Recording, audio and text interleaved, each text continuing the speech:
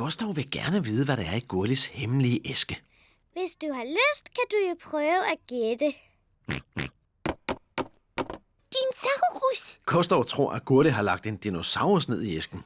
Gustav, du siger jo altid dinosaurus. Altid. Nå, men der kan jo slet ikke være en dinosaurus nede i den her lille æske. Gustav kan ikke gætte, hvad der er i Gurlis hemmelige æske. Far Gris er ved at støve af. Far, se min hemmelige æske. Den har mor lavet til mig. Den er sørme flot, Gurli. Hvad er der i den? Det er en hemmelighed. Gustav prøvede at gætte, men det var helt forkert. Må jeg også prøve at gætte? Ja, Har du lagt mine briller derned? nej. Altså far, dem har du jo på. Det har jeg jo også. Skøre far, du må godt prøve igen. Okay. Har du lagt mors sko derned? Nej, og nu har du ikke flere gæt tilbage. Gurli elsker hemmeligheder. Mor, der er ingen, der ved, hvad jeg har i æsken. Hvad er det, Gustav har? Jeg har også lavet en æske til Gustav, og han har lagt hemmelige ting derned. Og det er kun Gustav, der ved, hvad det er. Gurli vil gerne vide, hvad der er i Gustavs æske. Det er selvfølgelig Gustavs legetøjsdinosaurus. Nej! Gustav har ikke lagt sin dinosaurus ned i æsken. Det er alt for svært. Jeg gætter det aldrig. Gurli synes pludselig, at hemmeligheder er ret irriterende. Hvis du nu viser Gustav en ting fra din æske, så kan Gustav vise dig en ting fra sin. Okay, men så skal vi også gøre det samtidigt. Det var en god idé. Alle er kommet for at se teaterstykket. Mine damer og herrer, velkommen til teaterstykket Den lille rødhætte. Først skal I møde skuespillerne. Nej. Tak. For skuespillernes skyld er al fotografering forbudt. Og nu begynder stykket.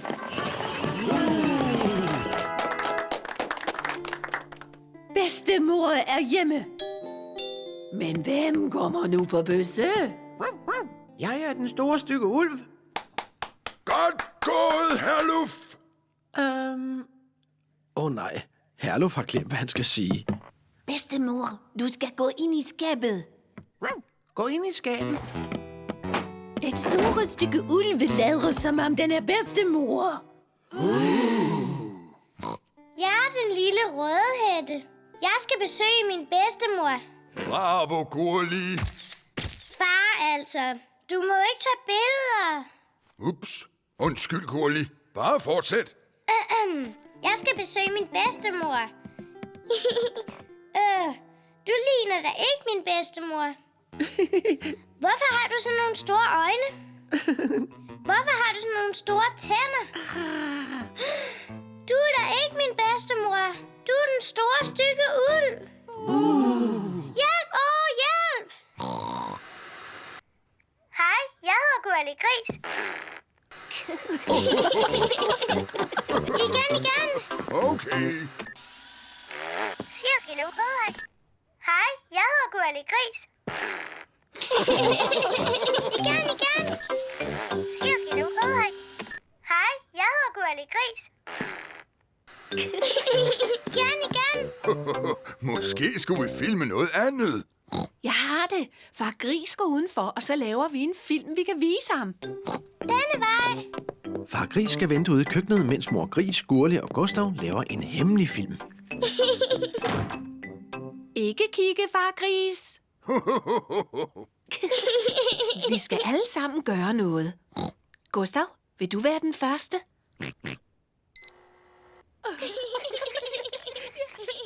Er I færdige? Må jeg komme ind og se filmen? Færdig. Nu må du godt komme. Gustav har lavet en film, og det har Gurli også. Lad os se Gustavs film først. Dinosaurus. Gustav skal forestille at være en dinosaurus. Det er en meget farlig dinosaurus. Nej, Gustav bliver Du bange. skal ikke være bange, Gustav. Det er ikke en rigtig dinosaurus i fjernsynet. Det er dig selv. Disaurus. Nå, lad os se Gurlis film. Ho, ho, ho. Hvem skal det forestille at være? Jeg hedder Far Gris. Ho, ho, ho. Aha. Min mave er meget stor, fordi jeg spiser masse småkager. Min mave er ikke stor. Jubi! Her er Gurlis venner. Karen Kat, Frida Får, Herluf Hund, Karla Kanin og Pedro Pony. Hej alle sammen. Tillykke med fødselsdagen, Gurli. Nej.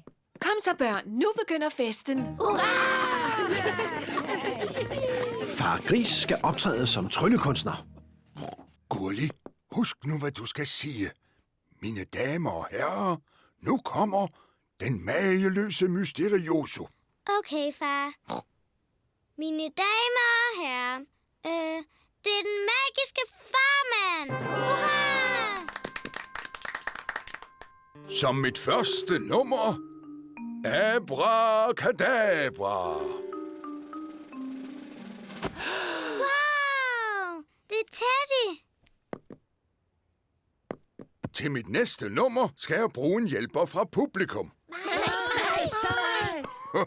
Jeg skal kun bruge en. Unge dame, du rakte hånden op først.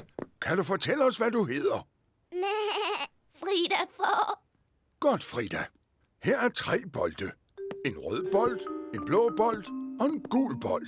Okay. Nu vender jeg mig om, så jeg ikke kan se noget, og så skal du vælge en bold. Okay. Har du valgt en? Ja. Abracadabra. Du valgte den gule. Nej. Abracadabra.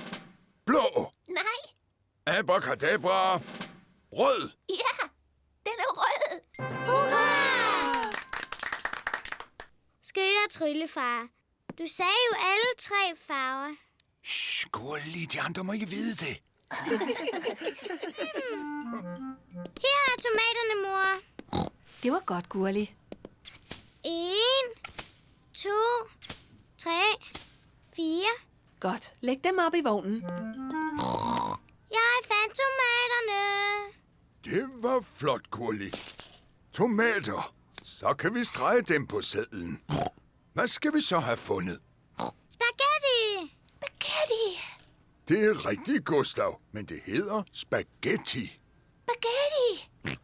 Spaghetti er noget af det bedste, Gurli og Gustav ved. Gad vide, hvor spaghettien er. Jeg kan se den. Denne vej.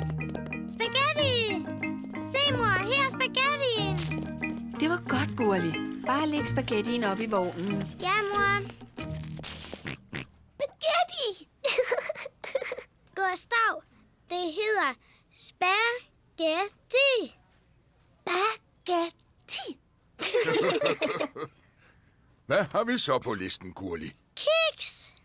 Der står altså ikke kiks på listen. Vi har masser af kiks derhjemme, Gurli. Prøv at gætte igen. Jeg kan simpelthen ikke huske det. Kan du huske det, Gustav? Dinosaurus. Dinosaurus? Gustav, der er ingen dinosauruser i supermarkedet. Nej, Gustav. Det næste, der står på listen, er løg. Løg. Nu kan jeg huske det. Her er det. Det var godt. 1, 2, 3, 4. 4 løg. Det var godt. Nu har vi næsten alt det, der står på listen. Vi mangler lige en sidste ting. Bedstefar, det var sjovere, da vi sejlede hurtigt. Bare rolig, Gurli. Vi sejler hurtigt igen senere. Se, der er en anden båd. Det er bedstefar Hund. Han er ude at sejle med Herluf Hund. Hej, bedstefar hund. Hej, bedstefar gris. Hej, Herluf. Hej, Gurli. bedstefar Hund er bedstefar Grises allerbedste ven. Det er utroligt, at din båd holder sig flydende, bedstefar Hund. Den er jo næsten lige så gammel som dig. Den her gamle båd kan sejle fra din rustne blikspand til hver en tid, bedstefar Gris. Ja, din gamle havhund. Vi får se. Du får baghjul, vandgris. I to opfører jer som små drenge. Bedstefar Hunden kaldte mig for en vandgris. Du kaldte ham en havhund først, bedstefar. Det er dig, der skal sige undskyld. Kun hvis han siger undskyld først. Bedstefar, sig undskyld til bedstefar Gris. Han er din bedste ven. Nej, han er en vandgris, og min båd er hurtigere end hans. Udmærket havhund. Lad os sejle om kap hen til broen. Vi tæller til 3. 1, 2. Nu! Du startede for hurtigt. Fang mig, hvis du kan, vandgris. Havhund! Kan du virkelig ikke sejle hurtigere? Du kan ikke fange mig. Jeg vandt. Nej, bedstefar Grises båd er løbet tør for benzin. Vi har... Gustav lægger edderkoppen i seng. Nat. Gustav, hvad laver du? Du skal jo hjælpe mig med teselskabet.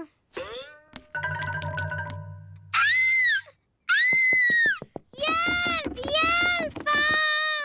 Der er en edderkop på mit værelse. Bare rolig, Gurli. Far, vil du ikke nok fjerne den? Ingen grund til panik. Hej, Gustav. Har du set edderkoppen?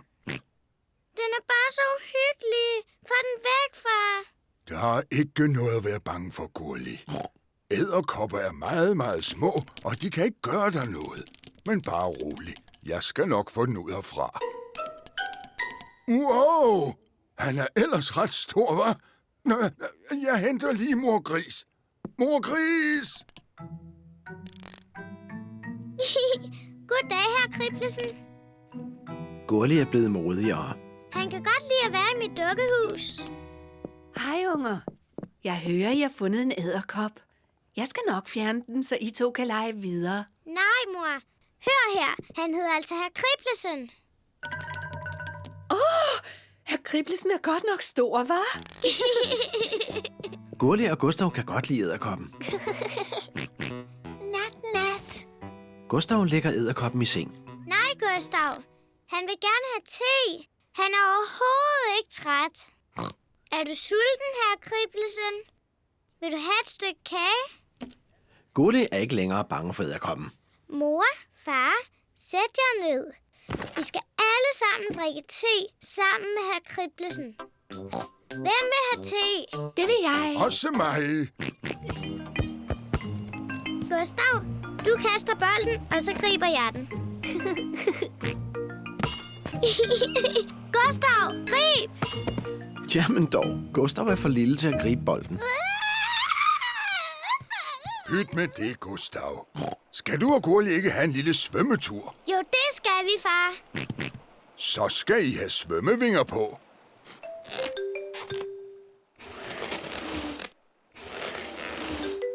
Det var det. Det klæder dig med svømmevinger, Gustav. Min tur, min tur. Godt. Nu kan vi lege i vandet. Hurra!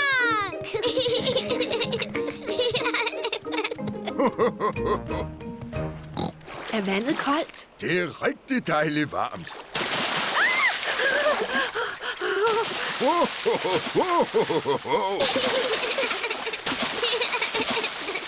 Rolig nu. Det var dig selv, der begyndte, far Gris. Nu har vi vist plasket nok. Far, jeg elsker at være ved stranden. Gurli og Gustav elsker stranden. Alle elsker stranden. Gurli, Gustav, har I lyst til at lege med jeres strandting? Jo, tak, mor. Far, vi begrave dig i sandet? Tja. Kom nu, far. Så lad gå da. Jubi!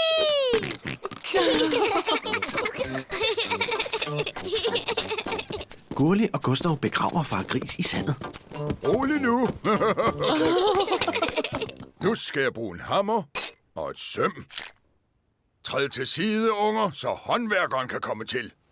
Far Gris vil slå et søm i væggen. Du må ikke ødelægge væggen, vel? Vær nu ikke så fjollet, Gurli. Det var da ingen sag. Det var jo ikke meningen. Far Gris har lavet en stor revne i væggen. Far, du har ødelagt væggen. Det er bare en lille revne. Billedet dækker den. Sådan. Jeg kan stadigvæk se revnen, far. Ja. Jeg fjerner sømmet og fylder revnen ud. Lad nu være med at rode, far.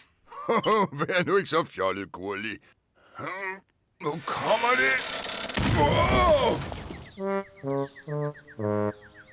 Nej, far. Nu har du godt nok ødelagt væggen. Tror du, mor opdager det? Ja, det er jeg bange for. Kom så, Gustav. Hvad skal de nu? Far, vi kan se dig. Far Gris må reparere væggen, inden mor Gris kommer hjem. Mursten, tak. Først fylder far Gris hullet med mursten.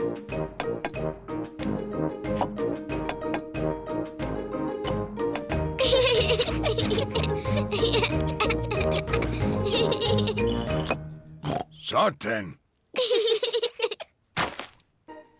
Bagefter putter far Gris pus på murstenene. Det er ingen sag. Og til sidst maler far Gris væggen.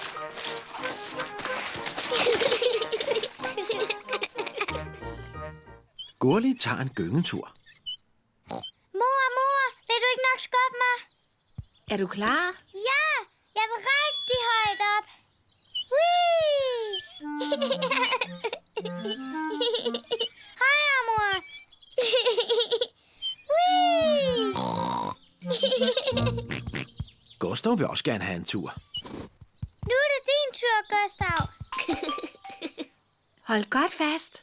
Jeg vil give Gustav en tur. Ja, men vær nu forsigtig, Gurli. Ja, mor. Hold godt fast, Gustav. Whee! Nej, gyngeturen var for høj for Gustav. Gustav kan ikke lide at være for højt oppe. Gurli, du ved godt, Gustav er lidt bange for højder.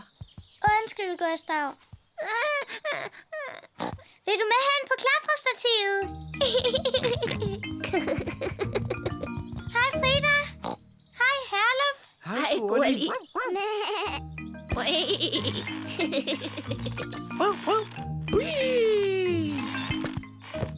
I gør det helt forkert. Det er sådan her, man skal gøre det. Pas på. Klar, parat, nu! Whee! Se lige mig. Jeg flyver ligesom en fugl.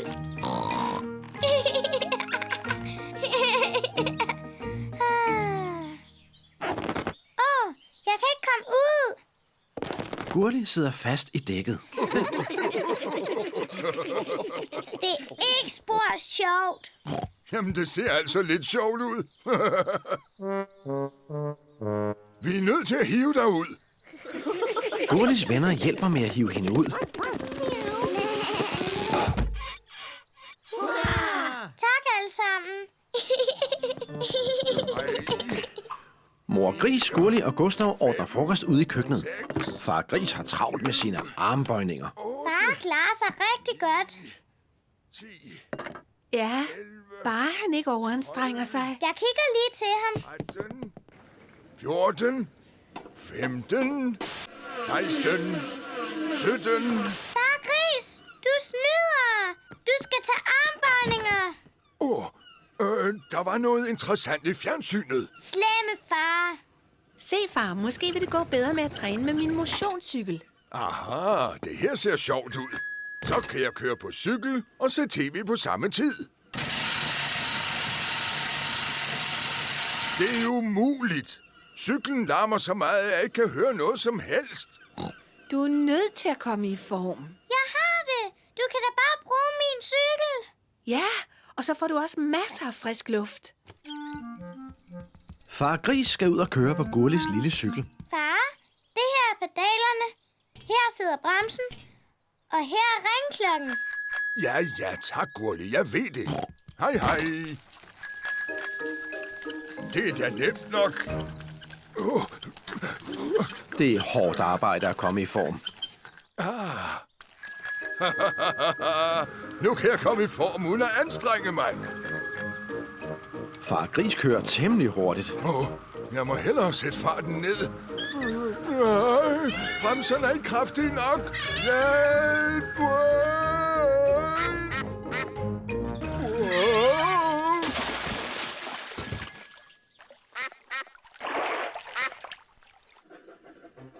Far Gris har været væk temmelig længe. Mor, hvor bliver far af? Bare rolig, Gurli.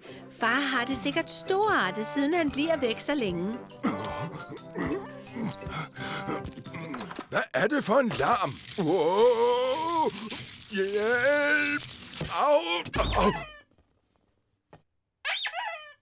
Hvad i alverden er det, der foregår? Hold op, hvor I larmer. Og sikke en masse rod på gulvet. Man kunne falde over det og slå sig. Der er allerede en, der har slået sig. Nej, stakkels far Gris. Kom så, unger. Lad os få ryddet lidt op. Men mor, vi leger med dukker og dinosaurer. I kan lege videre, når vi har ryddet op. Men det er alt sammen Gustavs rod. Er det virkelig det? Så er det her måske en af Gustavs kjoler. Nej! Okay, måske er noget af rodet mit. Godt. Jeg hjælper Gustav med at rydde op, og mor Gris kan hjælpe Gurli. Vi kan rydde op om kap. Pigerne mod drengene. God idé. Lad os se, hvem der først får ryddet op. Klar, parat, start! Vi vinder! Vælger i ej. Sådan. Hvad er det?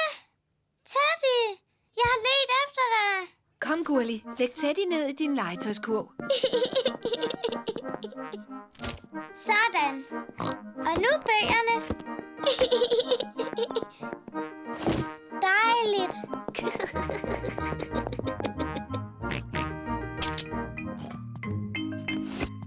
Clara maler øjne på dukken. Må jeg tegne munden? Okay.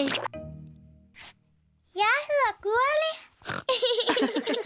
Gustav, hvad for en dukke kunne du tænke dig at lave? Dinosaurus. En dinosaurus? Gustav siger dinosaurus, uanset hvad man spørger ham om. Okay. En farlig dinosaurusdukke. Clara laver en dinosaurusdukke til Gustav. Den skal have skarpe tænder. Sådan. En farlig dinosaurus. Så skal vi spise, børn. Kommer. Når vi har spist, så skal vi lege et dukteater. Tante Gris har lavet spaghetti til frokost. Det er godt nok en lækker spaghetti. Verdens bedste spaghetti. Man kan godt høre, I to er brødre. Ja, I ligner hinanden. Hvad mener I dog? Vi ligner overhovedet ikke hinanden. Gurli, Gustav og mig skal lave en dukkeforestilling. Fantastisk. Bare kald, når I er klar. En dukkeforestilling? Det lyder godt. Kan man få en portion til? Må jeg også godt få lidt? Dukkeforestillingen skal til at begynde. Goddag. Jeg hedder Clara. Og jeg hedder Gurli. Det er en dinosaurus. En farlig dinosaurus. Det må jeg sige. Hvor er det flot. Bravo! Jeg hedder Onkel Gris. Goddag, onkel Gris. Goddag, Gurli. Den ligner dig på en brik. Jeg synes nu, de har lavet min mave lidt for stor.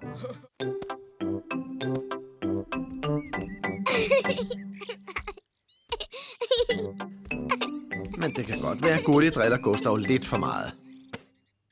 Gurli, har du drillet Gustav? Egentlig ikke, mor. Jeg lærer ham bare at gribe bolden.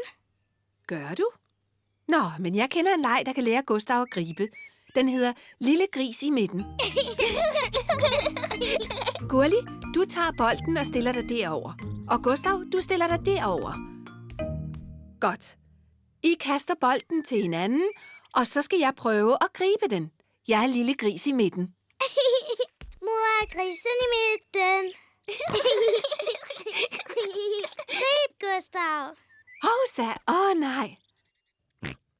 Gustav greb bolden. Hurra!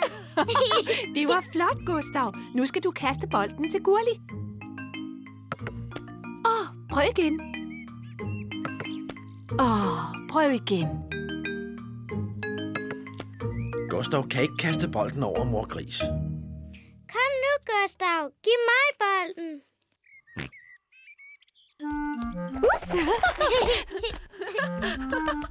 Fjollehoved.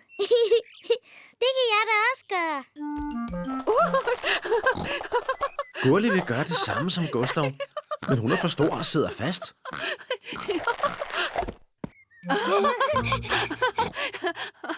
Nu har jeg bolden, Gurli. Nu er det dig, der skal være i midten. Gustav, grib! Hurra! Grebet. Gustav, nu skal du være i midten. Gustav, grib! Gustav, grib! Mor, må vi ikke spille det der computerspil, Den Lille Gule Kylling? Vi kan spille Den Lille Gule Kylling senere. Nu er jeg nødt til at arbejde. Mor, skal vi ikke hjælpe dig? Nej, Gurli. Du må ikke røre ved computeren. Og Gustav, det må du altså heller ikke. Nej, Gustav. Du må ikke gøre sådan her. Gurli, stop! Undskyld, mor. Jeg ville bare lige vise Gustav, hvad han ikke skulle gøre. Nej, sådan skal en computer da ikke se ud. Far Gris! Far Gris! Hvad er der, mor Gris? Far Gris, kan du ordne computeren? Jeg laver mad, mens du ordner computeren. Okay, mor Gris. Men jeg er ikke så god til sådan noget.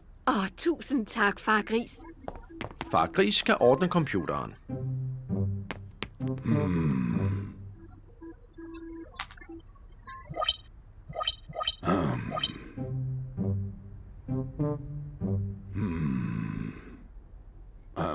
Måske skulle jeg prøve at slukke den. Og så tænde den igen. Far Gris har ordnet computeren.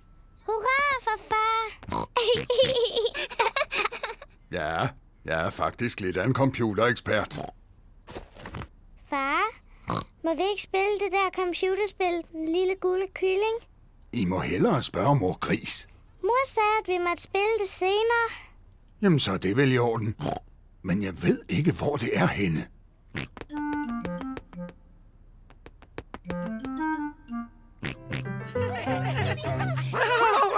Frøken Gazelle passer børnene i børnehaven. Hej. Det er min lillebror, Gustav. Goddag, Gustav. Nej.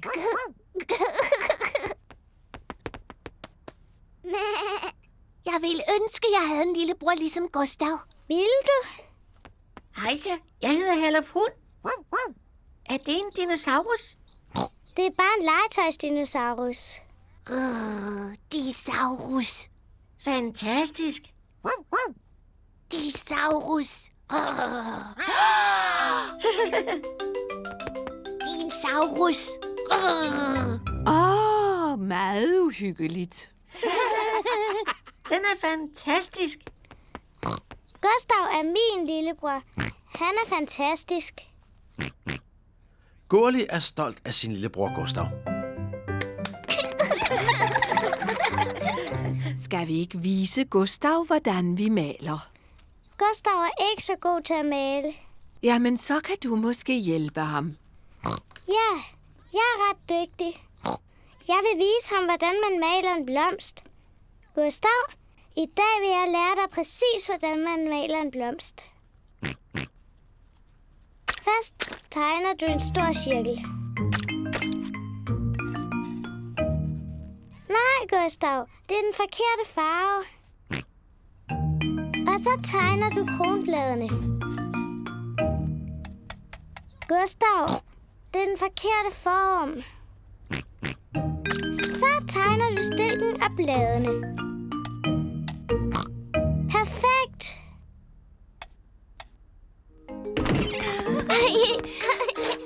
Gurli og Frida elsker at lege op på Gurlis værelse. Det gør Gustav også. Nej, Gustav. Den her leg er kun for store piger. Du må altså lege med noget andet.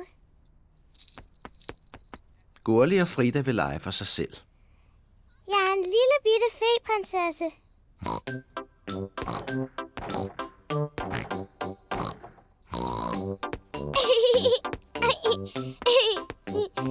Nu svinger jeg min tryllestav. Jeg forvandler dig til en frø. Gustav kan ikke lide at lege helt alene. Gustav vil også være med. Nej, Gustav. Nu leger jeg med Frida. Du må lege et andet sted. Gustav vil lege med Gurli. Han føler sig lidt ensom. Gustav, jeg har brug for hjælp. Jeg er ved at bage småkager. Jeg skal bruge en til at slikke skålen. Gustav elsker at hjælpe mor med at bage. Men han vil hellere lege med Gurli. Jeg vil være sygeplejerske. Så vil jeg være læge. Men hvem skal så være syg? Gustav! Gurli og Frida elsker at lege læge og sygeplejerske. Nogle gange kan far Gris ikke finde sine briller. Gurli, Gustav, har I set far Grises briller? Han kan ikke finde dem nogen steder. Nej, mor.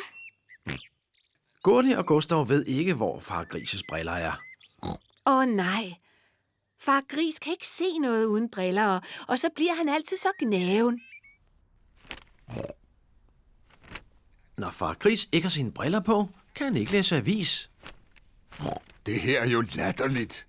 Jeg kan ikke se noget som helst. Der må være nogen, der har lagt mine briller et sted. Kan du ikke prøve at huske, hvor du havde dem sidst, far Gris? Når jeg ikke har dem på, har jeg dem altid i lommen. Men det er de ikke nu. Far, skal vi hjælpe dig med at finde dine briller? Det var en god idé, Gurli. Hvis I finder dem, så holder far nok op med at være så gnaven. Jeg er ikke knæven. Gurli og Gustav leder efter fars briller. Gurli leder under avisen, men far Grises briller er der ikke. Gustav kigger oven på fjernsynet, men der er far Grises briller heller ikke. Lad os se oven på en mors og fars soveværelse.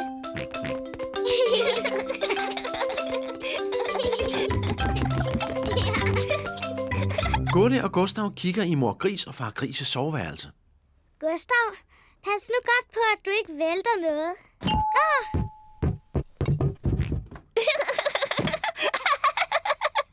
Det er ikke sjovt.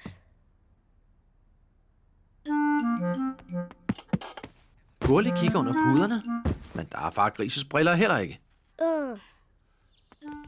Det her lille frø vokser og bliver til et lille æbletræ. Som det her. Og det her lille æbletræ bliver til et stort æbletræ. Som det her. Au!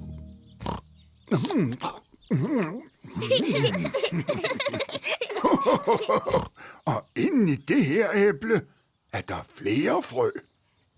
så der kan komme flere æbletræer. Lige præcis. Bedstefar, jeg vil også så et frø. Kunne du tænke dig at så et jordbærfrø? Ja, tak. Det her frø vokser og bliver til en dejlig jordbærplante. Først laver du et lille hul. Og så putter jeg frøet derned og dækker det til med jord. Skal jeg vande det for dig? Nej. Jeg vil selv vande det. Godt. Nu skal vi bare vente på, at det gror. Gurli og Gustav venter på, at frøet skal gro. Der sker jo ikke noget som helst. Du er nødt til at være tålmodig, Gurli. Det tager lang tid om at gro. Gurli, Gustav, vi skal hjem nu. Men vi venter på, at min jordbærplante skal gro. Jeg vil så gerne have et jordbær. Bare rolig, Gurli. Næste gang I kommer, er frøet blevet til en plante. Og så kan vi få jordbær. Ja, Kom nu, Gurli. Hej, bedstefar. Hej, jordbær.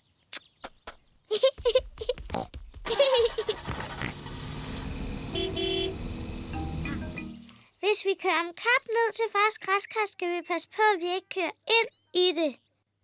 Far bliver meget ked af det, hvis hans græskar går i stykker. Bare rolig, Gurli. Kom så. Gurli og hendes venner kører om kap ned til far Gris' græskar. hey, pas på mit græskar. Hurra! Gurli, pas på. Fars græskar. Wow! Undskyld, far. Se lige Gustav. Han kører så langsomt. Gustav kører stadig på en babycykel. Jamen, det gør du da også, Gurli. Du har jo støttehjul på. Jeg kan sagtens køre uden støttehjul. Også mig.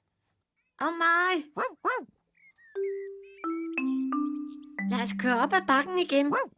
Vil du med, Gurli? Nej, jeg tror, jeg bliver her. Vi ses om lidt. Hej. Gurli ville ønske, at hun kunne køre uden støttehjul. Far, jeg vil ikke have støttehjul på længere. Tror du, du kan klare dig uden dem? Ja! Så siger vi det, Gurli. Vi tager dem af. Far Gris tager støttehjulene af Gurlis cykel. Er du nu helt sikker på, at du kan køre uden støttehjul? Ja! Men du har jo aldrig prøvet det før. Jamen, jeg kan godt. Jeg kan.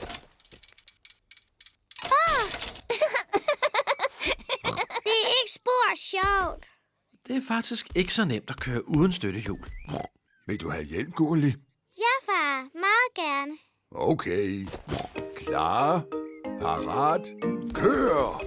Du må ikke slippe, far. Bare rolig. Jeg har dig. Gustav vil gerne vide, hvad der er i Gurlis hemmelige æske. Hvis du har lyst, kan du jo prøve at gætte.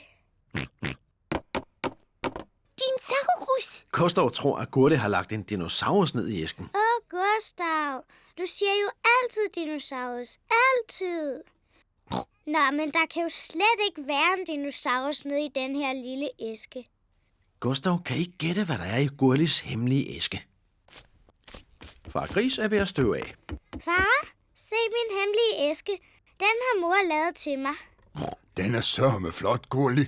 Hvad er der i den? Det er en hemmelighed. Gustav prøvede at gætte, men det var helt forkert. Må jeg også prøve at gætte? Ja, Har du lagt mine briller derned? nej. Altså far, dem har du jo på. Det har jeg jo også. Skøre far, du må godt prøve igen. Okay. Har du lagt mors sko derned? Nej, og nu har du ikke flere gæt tilbage. Gurli elsker hemmeligheder. Mor, der er ingen, der ved, hvad jeg har i æsken.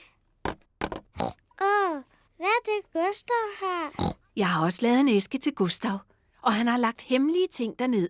Og det er kun Gustav, der ved, hvad det er.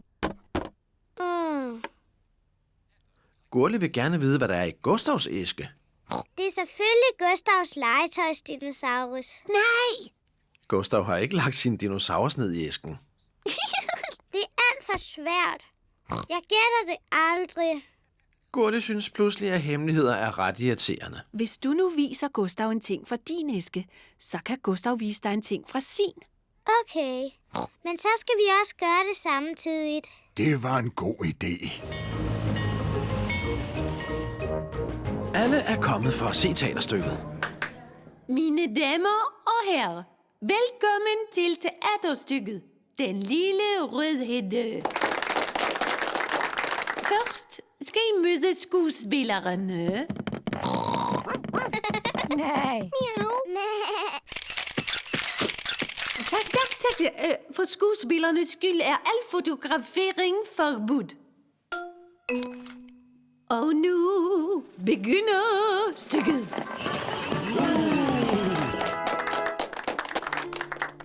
Bedstemor er hjemme. Men hvem kommer nu på besøg?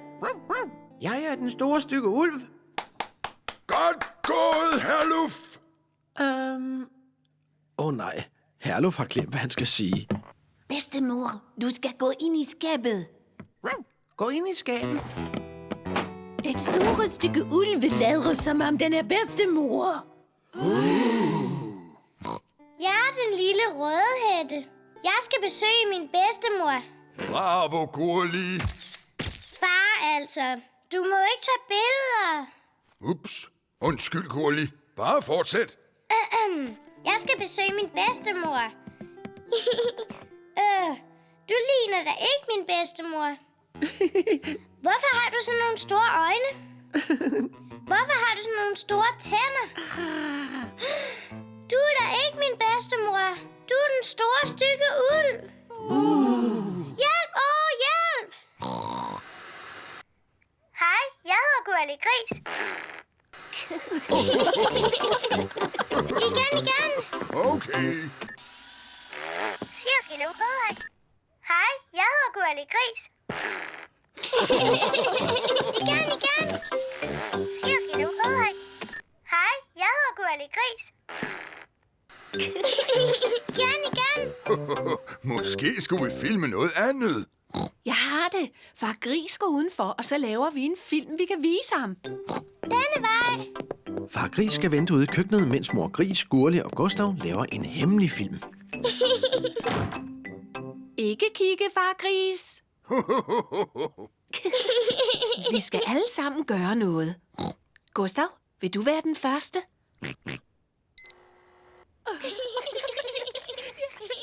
Er I færdige? Må jeg komme ind og se filmen? Færdig. Nu må du godt komme. Gustav har lavet en film, og det har Gurli også. Lad os se Gustavs film først. Dinosaurus. Gustav skal forestille at være en dinosaurus. Det er en meget farlig dinosaurus. Nej, Gustav bliver Du bange. skal ikke være bange, Gustav. Det er ikke en rigtig dinosaurus i fjernsynet. Det er dig selv. Dinosaurus. Nå, lad os se Gurlis film. Ho.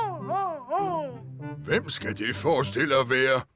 Jeg hedder Far Gris. Ho. Aha. Min mave er meget stor, fordi jeg spiser masse småkager.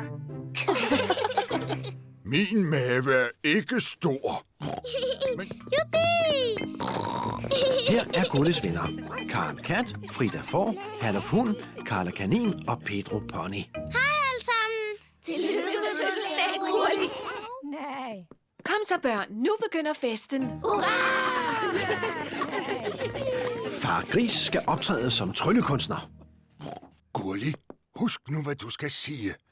Mine damer og herrer, nu kommer den mageløse mysterioso. Okay, far. Mine damer og herrer, det er den magiske farmand. Hurra! Som mit første nummer, Abracadabra.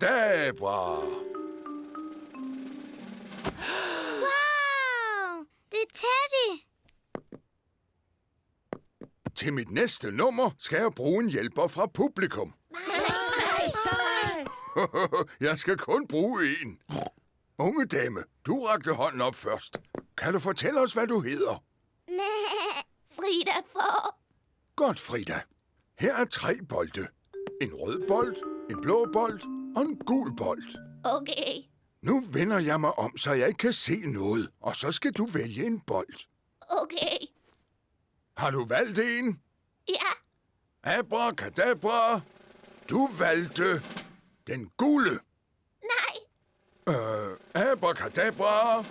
Blå. Nej. Abracadabra. Rød. Ja. Den er rød. Hurra!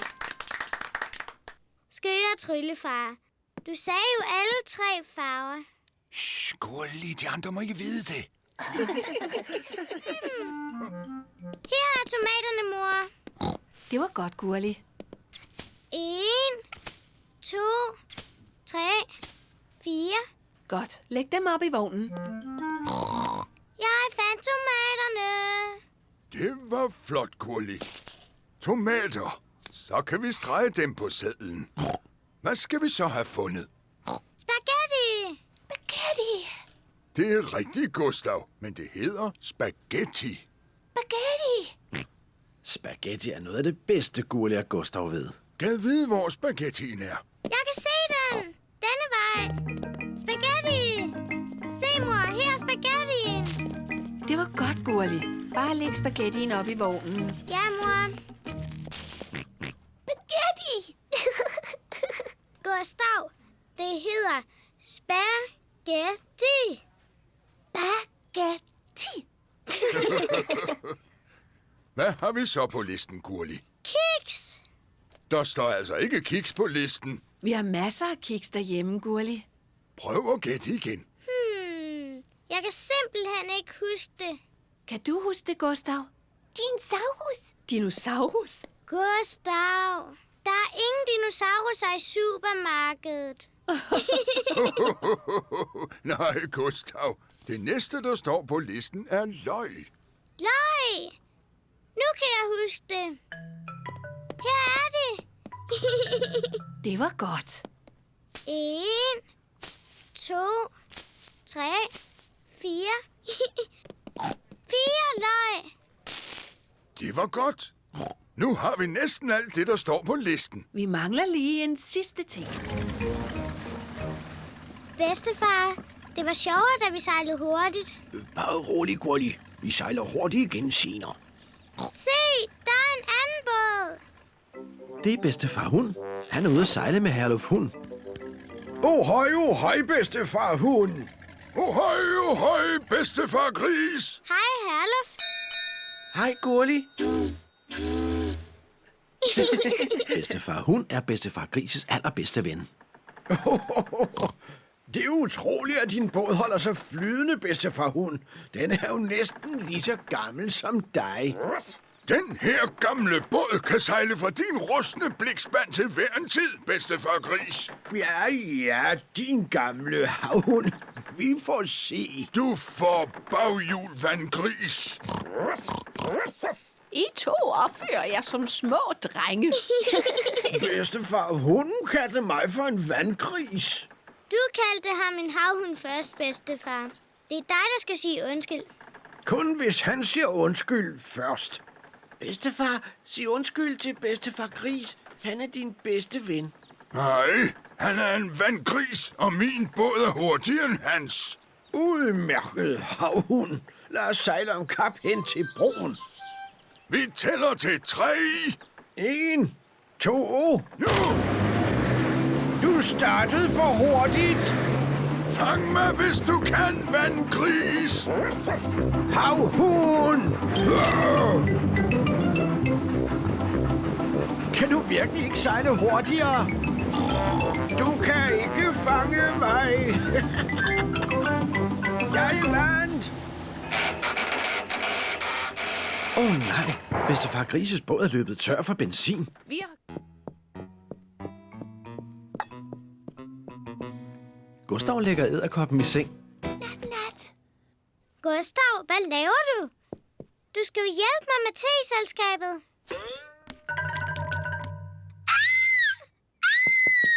Hjælp! Hjælp, far! Der er en edderkop på mit værelse. Bare rolig, Gurli. Far. Vil du ikke nok fjerne den? Ingen grund til panik. Hej, Gustav. Har du set edderkoppen? Den er bare så uhyggelig. Få den væk, far. Der er ikke noget at være bange for, Gurli. Edderkopper er meget, meget små, og de kan ikke gøre dig noget. Men bare rolig. Jeg skal nok få den ud herfra. Wow! Han er ellers ret stor, hva'? Nå, jeg henter lige mor Gris. Mor Gris! Goddag, herr Kriblesen. Gurli er blevet modigere. Han kan godt lide at være i mit dukkehus. Hej, unger. Jeg hører, I har fundet en edderkop. Jeg skal nok fjerne den, så I to kan lege videre. Nej, mor. Hør her. Han hedder altså herr Kriblesen. Herr Kriblesen er godt nok stor, hva'? Gurli og Gustav kan godt lide edderkoppen. Nat, nat. Gustav lægger edderkoppen i seng. Nej, Gustav. Han vil gerne have te. Han er overhovedet ikke træt. Er du sulten, herr Kriblesen? Vil du have et stykke kage? Gurli er ikke længere bange for edderkoppen. Mor, far, sæt jer ned. Vi skal alle sammen drikke te sammen med herr Kriblesen. Hvem vil have te? Det vil jeg. Også mig. Gustav, du kaster bolden, og så griber jeg den. Gustav, grib! Jamen dog, Gustav er for lille til at gribe bolden. Pyt med det, Gustav. Skal du og Gurli ikke have en lille svømmetur? Jo, det skal vi, far. Så skal I have svømmevinger på.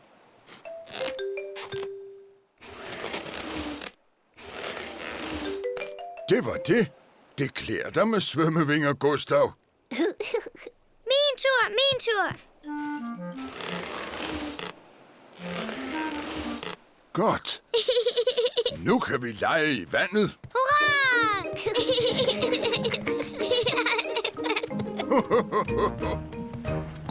Er vandet koldt? Det er rigtig dejligt varmt.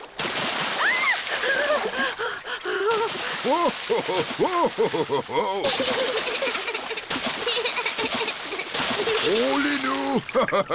Det var dig selv, der begyndte, far Gris. Nu har vi vist plasket nok. Whee! Far, jeg elsker at være ved stranden. Gurli og Gustav elsker stranden. Alle elsker stranden. Gurli, Gustav, har I lyst til at lege med jeres strandting? Jo, tak, mor. Far! Må vi begrave dig i sandet? Tja. Kom nu, far. Så lad gå da. Jubi!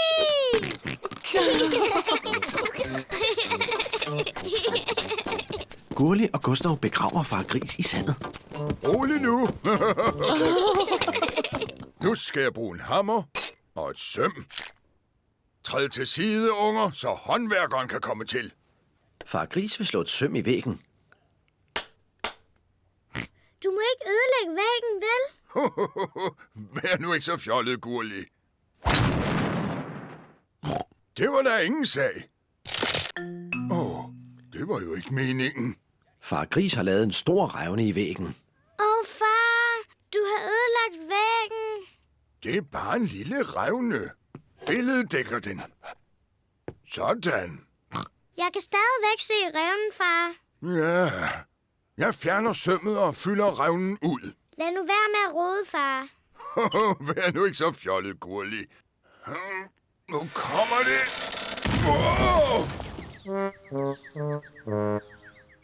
Nej, far. Nu har du godt nok ødelagt væggen. Tror du, mor opdager det? Ja, det er jeg bange for. Kom så, Gustav. Hvad skal de nu? Far, vi kan se dig. Far Gris må reparere væggen, inden mor Gris kommer hjem. Mursten, tak. Først fylder far Gris hullet med mursten.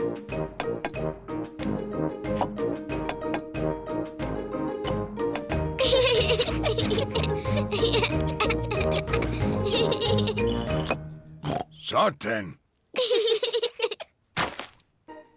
Bagefter putter far Gris pus på murstenene. Det er ingen sag. Og til sidst maler far Gris væggen.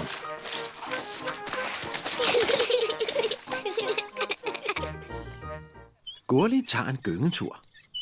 Mor, vil du ikke nok skubbe mig? Er du klar? Ja, jeg vil rigtig højt op. Whee! Hej, mor. Whee! Gustav vil også gerne have en tur. Nu er det din tur, Gustav. Hold godt fast. Jeg vil give Gustav en tur. Ja, men vær nu forsigtig, Gurli. Ja, mor. Hold godt fast, Gustav. Whee! Nej, gyngeturen var for høj for Gustav. Gustav kan ikke lide at være for højt oppe. Gurli, du ved godt, Gustav er lidt bange for højder. Undskyld, Gustav. Vil du med hen på klatrestativet? Hej, Frida. Hej, Herluf. Hej, Gurli.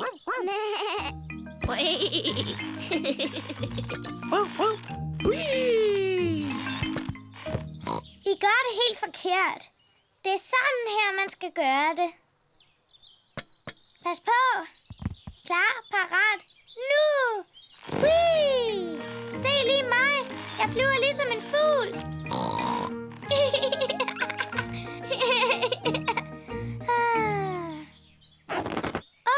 Jeg kan ikke komme ud.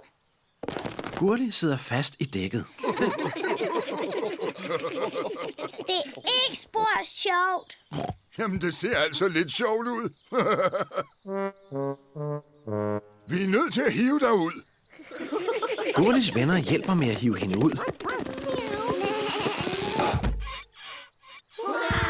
Tak alle sammen.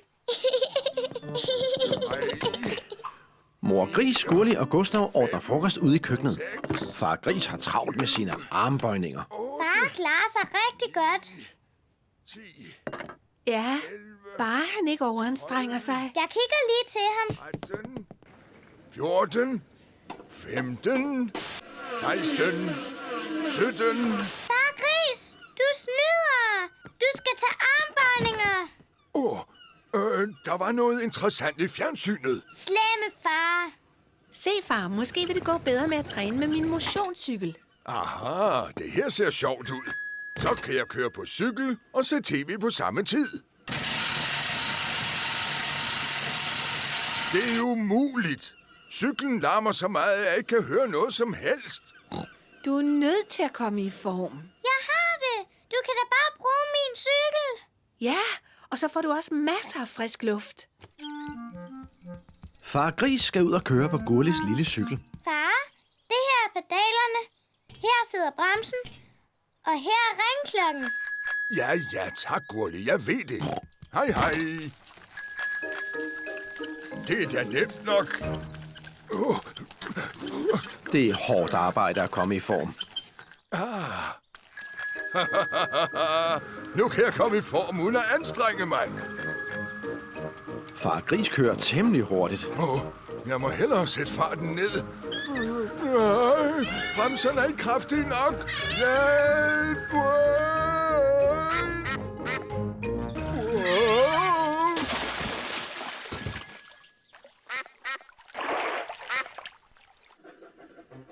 Far Gris har været væk temmelig længe. Mor, hvor bliver far af? Bare rolig, Gurli. Far har det sikkert storartet, siden han bliver væk så længe. Hvad er det for en larm? Hjælp! Au! Hvad i alverden er det, der foregår? Hold op, hvor I larmer. Og sikke en masse rod på gulvet. Man kunne falde over det og slå sig. Der er allerede en, der har slået sig.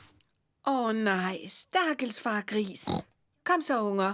Lad os få ryddet lidt op. Men mor, vi leger med dukker og dinosauruser. I kan lege videre, når vi har ryddet op. Men det er alt sammen Gustavs rod. Er det virkelig det? Så er det her måske en af Gustavs kjoler. Nej, Okay, måske er noget af rodet mit. Godt. Jeg hjælper Gustav med at rydde op, og mor Gris kan hjælpe Gurli. Vi kan rydde op om kap. Pigerne mod drengene. God idé. Lad os se, hvem der først får ryddet op. Klar, parat, start! Vi vinder! Vælger i ej. Sådan. Hvad er det? Teddy, jeg har ledt efter dig. Kom, Gurli. Læg Teddy ned i din legetøjskurv. Sådan. Og nu bøgerne. Dejligt.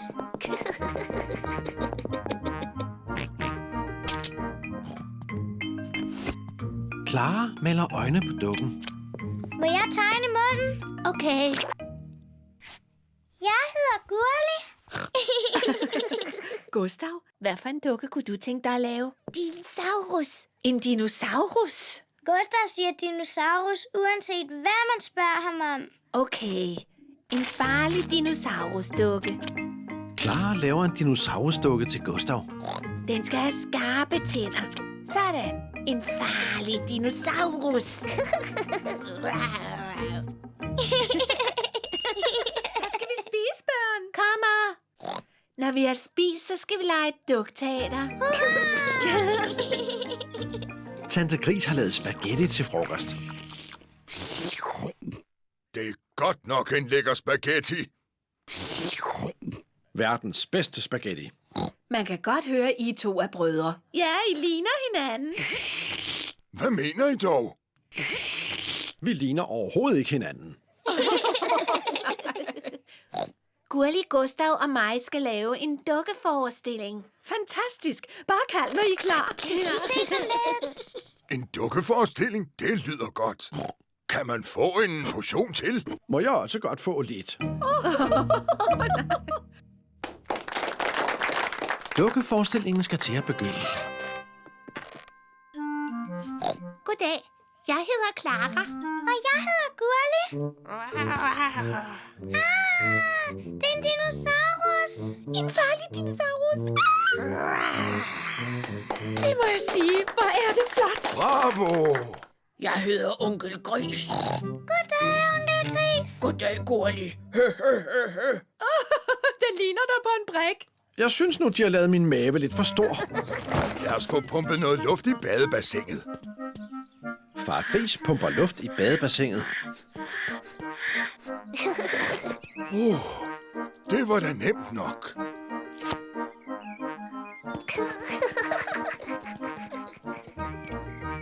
Gurli holder haveslangen, og mor Gris tænder for vandet. Hvor er vandet?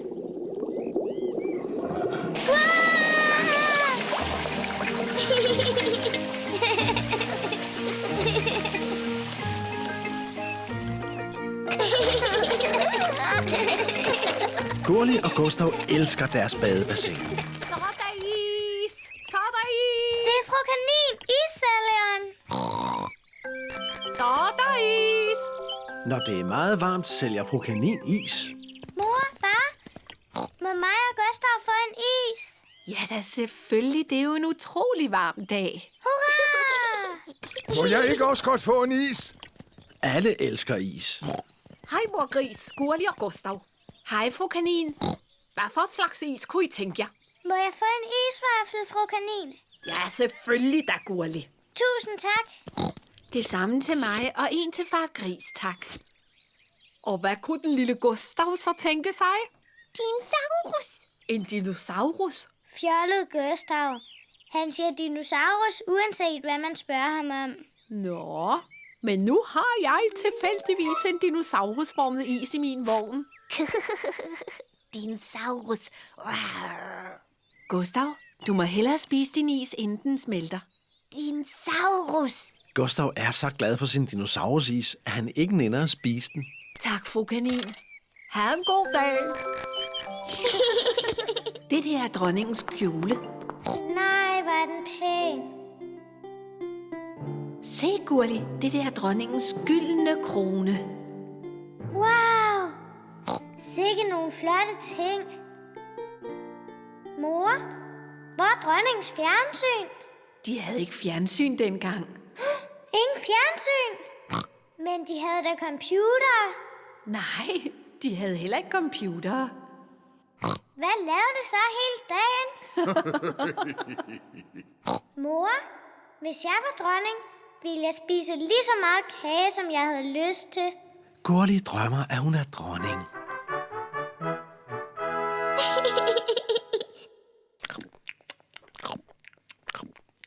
Hvor lækkert. Er der ellers noget, du kunne tænke dig, dronning Gurli? Ja, mere kage, tak. Selvfølgelig. Kom nu alle sammen. Jeg kommer nu, far. Far, jeg er dronning Gurli. Du skal bukke, når du taler til mig. Det må de sandelig meget undskylde deres kongelige højhed. Og hvad er så dit arbejde? Jeg er din far. Det må være vanvittigt interessant. Ja, det er meget interessant. Og hvad er så det her for et rum? Det her er dinosaurusrummet. Dinosaurusrummet? Gustav, det er dinosaurusrummet. Dinosaurus. Hvor er dinosaurussen? Den er et sted i rummet. Jeg kan ikke se den. Den må være meget lille. Faktisk er den meget stor, Gurli. Wow!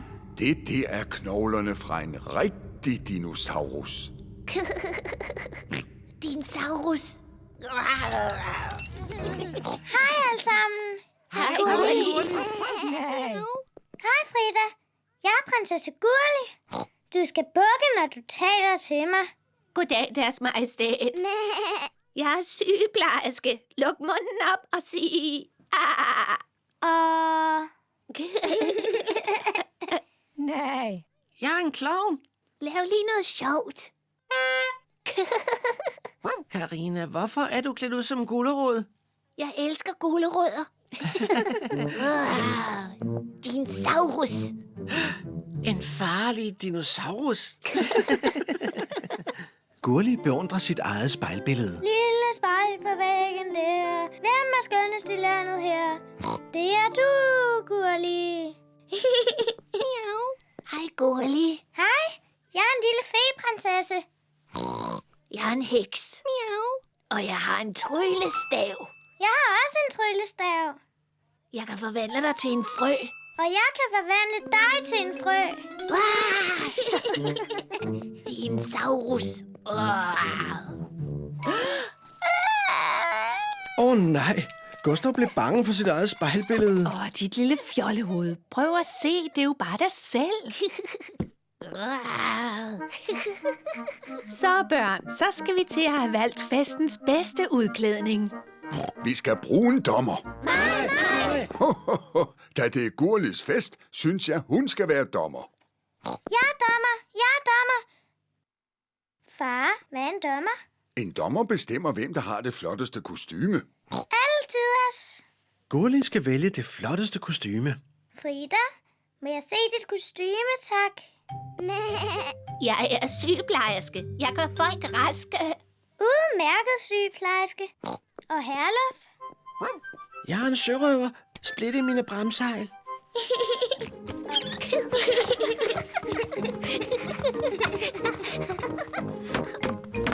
Bedstefar Gris. Bedstefar Gris. Halløj, Gurli. Gustav, se, hvad jeg har lavet til jer. En træhytte. En træhytte til mig og Gustav. Og de små gardiner skal sidde i vinduet. Gurli og Gustav er vilde med deres træhytte. Tusind tak, Bedstefar Gris. Tak, Bedstefar Gris. Hvem vil først prøve hytten? Mig. Jamen, så gå indenfor. Hvis jeg skal ind i træhytten, må jeg hellere tage min mudder og støvler af. Jeg er inde i træhytten. Jeg er inde i træhytten. Gustav, vil du også gerne prøve træhytten? Ja, hvem er det? En lille gris ved navn Gustav vil gerne aflægge en visit. Må han komme ind? Ja, hvis han tager sine støvler af. Gustav, tag støvlerne af. Så kan du besøge Gurli oppe i træhytten. Hvem er det? Gustav?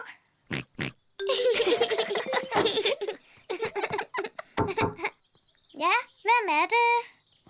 Det er mor Gris. Har I plads til flere gæster? Hvis du siger den hemmelige kode, så kan du komme op i hytten. Jeg forstår. Men hvad er den hemmelige kode? Jeg må hellere viske den til dig. Den hemmelige kode er fars tykke mave. Aha! Sig den hemmelige kode. Fars tykke mave. Det var rigtigt. Fars tykke mave. Jeg synes, det er en ret fjollet kode. Der var engang en lille prinsesse, der boede på et stort slot. Hun blev kaldt den søvnige prinsesse. Far, hvorfor blev hun kaldt det? Det får vi at vide senere. Var den søvnige prinsesse meget pæn? Ja, hun var meget pæn. Hun elskede at se sig i spejlet. Hvor er jeg altså pæn. Hvem boede ellers på slottet? Tja. På slottet boede også den lille prins, dronningen mor og kong far. Det er sandt. De boede der alle sammen. Havde kong far en tyk mave? Selvfølgelig ikke.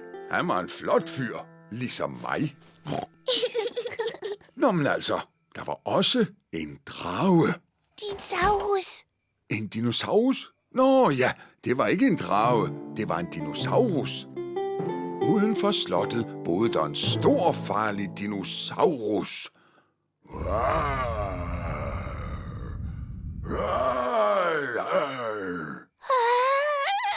Du godeste, måske var dinosaurusen ikke helt så farlig, far Gris. Undskyld, Gustav. Nej, dinosaurusen var meget venlig. Den spiste en masse græs. Far Gris. Ups, undskyld. Jeg var bare en dinosaurus. Far, hvorfor blev prinsessen kaldt den søvnige prinsesse? Det kommer vi til. Forstår I? Solen gik ned. Månen og stjernerne kom på himlen. Alle blev meget søvnige. Det bliver et flot lejrbål. Nu skal jeg tænde det. Her er tændstikkerne. Hvad skal vi med tændstikker? Far, hvordan kan du tænde det uden tændstikker? Jeg vil lave ild på den gammeldags facon ved at knuppe de her 2 pinde mod hinanden. Far Gris vil tænde lejrbålet ved at knuppe 2 pinde mod hinanden. Hvornår kommer ilden, far? Lige om lidt. Det var ikke så svært. Så, nu kan vi varme tomatsuppen. Lyt lige til alle naturens lyde. Hvad er det for en lyd? Det er cikaderne, der siger sådan. Hvad var det så? Det var en ugle. Se, der er den. Wow! Og hvad var det for en lyd? Det ved jeg ikke. Det var fars mave. Min maverumlen er en af naturens bedste lyde. Det betyder, at det er spisetid. Jeg elsker tomatsuppe. Det gør jeg også. Der har vi endnu en af far Grises naturlyde. Hvad? Kom så, børn. Ind i teltet. Det er sengetid. Vi kan ikke være der alle sammen. Teltet er alt for lille. Det skal nok gå. Ind med jer. Lidt længere ind, mor Gris. Du er alt for stor til teltet. Pyt med det. Jeg vil også hellere sove udenfor. Godnat, far Gris. Godnat, far. Godnat alle sammen. Mor Gris, Gurli og Gustav sover inde i teltet. Far Gris sover udenfor under stjernerne. Kan I begge to lide salat? Ja, bedstefar Gris. Nej. Gustav kan ikke lide salat. Ja, så. Jeg håber, jeg har noget, Gustav kan lide. Kan du lide agurk? Urk. Gustav kan ikke lide agurk. Og han kan ikke lide salat. Og han kan ikke lide tomater. Nå, Gustav. Hvilke grøntsager kan du så lide? Chokoladekage. Hvor er du skør. Chokoladekage er jo ikke en grøntsag. Måske kan Gustav bedre lide grøntsagerne, når de er blevet til en dejlig salat. Dejlige, friske tomater, salat og agurker. Men først skal de skylles. Gurli og Gustav hjælper bedstemor Gris med at skylle grøntsagerne.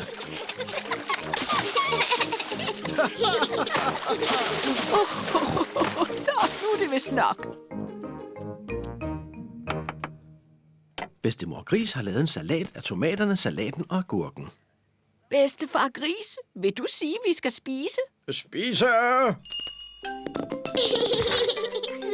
Bedstemor Gris har lavet pizza til frokost. Og her er der en salat, lavet af bedstefar Grises tomater, salat og agurk. Værsgo at spise, venner.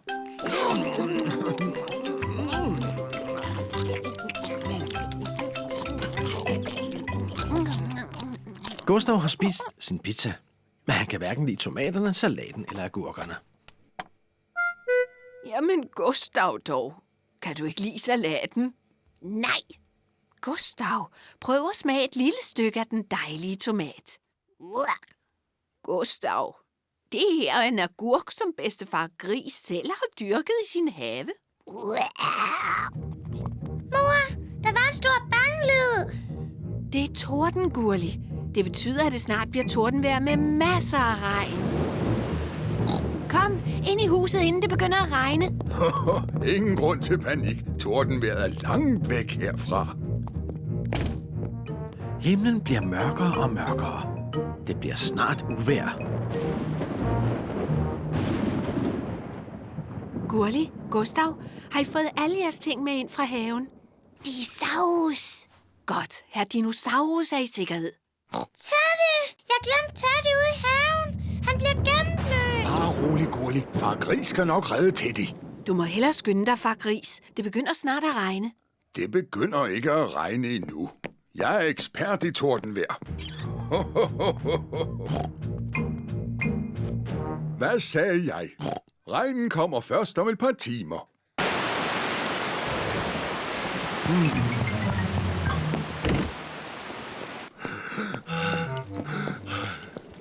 Stakkels Teddy. Han er gennemblødt.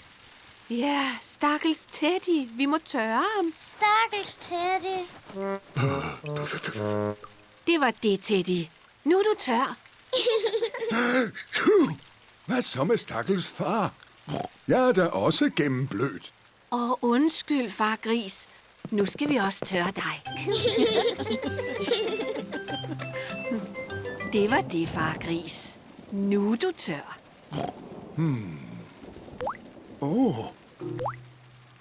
Det regner inde i huset. Det bliver vådt på gulvet.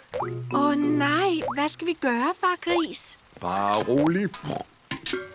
Far Gris samler dråberne i en spand.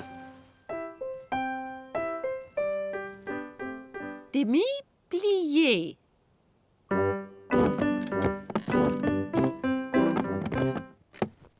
Nu et lille ab.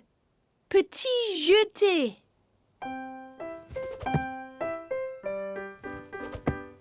Med allerstørste ynde. Petit jeté.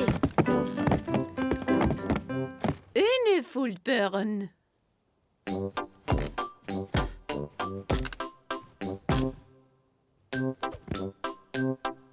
Petit jeté.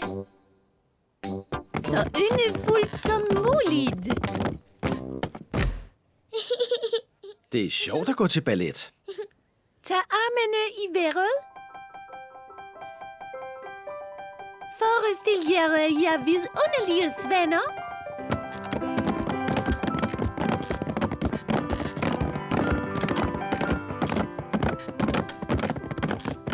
Og hvordan tror I så, at en svane lyder? Nej. Yndefuldt, kære børn.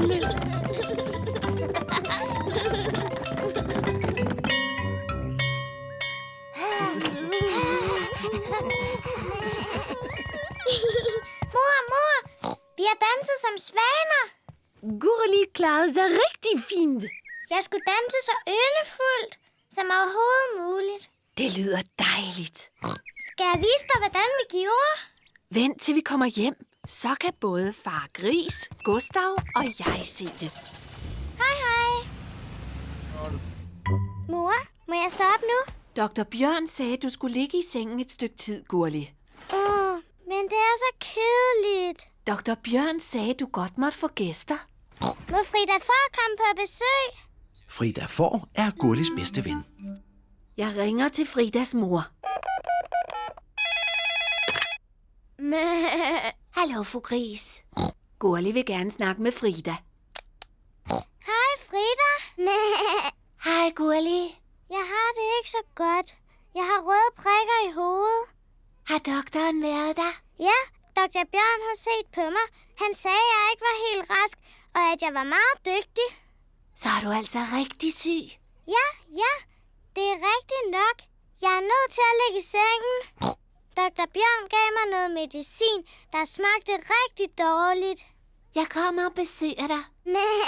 Jeg tager sygeplejerskekostymen på.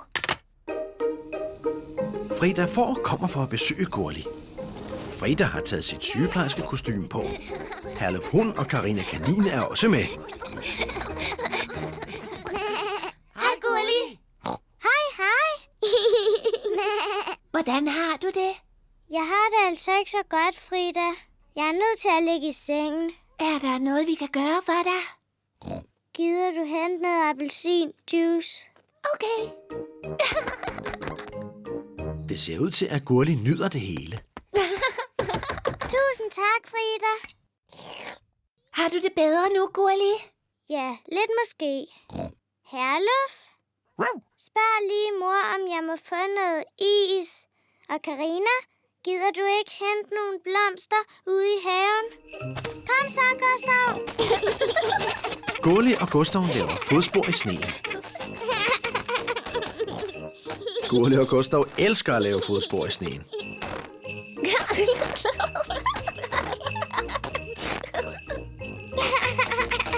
Wow! Hovsa.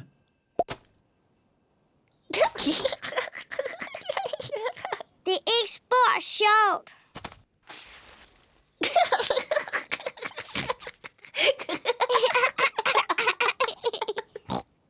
Gustav, skal vi tage en sneboldkamp?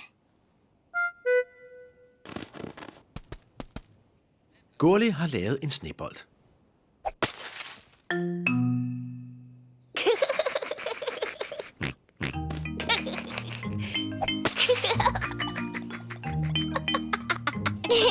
Gurli og Gustav har det rigtig sjovt.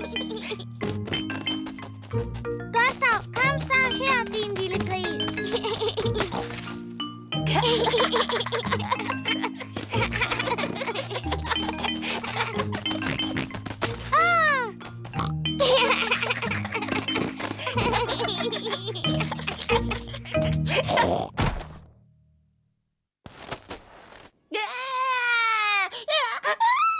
Nej, sneboldkampen blev vist lidt for voldsom.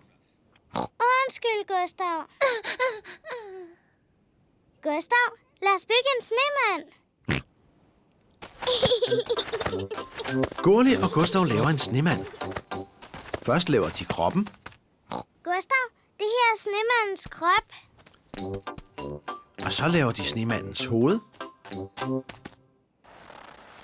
Han skal have nogle arme og øjne og en mund. Her er et skattekort til Gurli. Og Gustav må få min pirathat. Ohøj, det er kaptajn Gustav. Det er et lidt svært skattekort. Far, vil du hjælpe mig? Selvfølgelig, Gurli. Sådan noget er jeg god til. Det ser lidt indviklet ud. For gris, du holder jo kortet på hovedet. Ja, det tænkte jeg jo nok. Det er nemt nok. Det røde kryds viser, hvor skatten er. Men hvor i haven står der 2 æbletræer? Det ved jeg ikke. Vil I have lidt hjælp? Ja, tak. Det første spor er i en flaske. Men hvor er flasken? Jeg kan se den.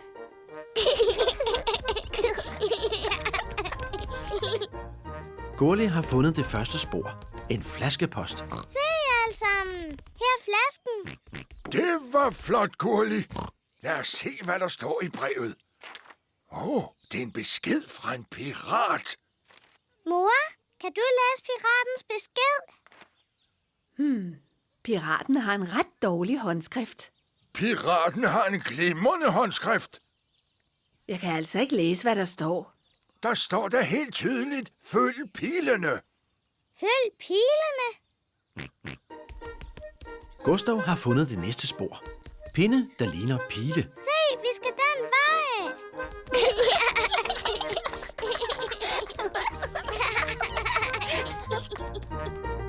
Se, Gustav, en nøgle. Gurli har fundet det næste spor. En nøgle. Virkelig godt, Gurli. Nu skal du bare finde en skatkiste til nøglen. Jeg elsker vores bil. Og vores bil elsker os. Ikke også?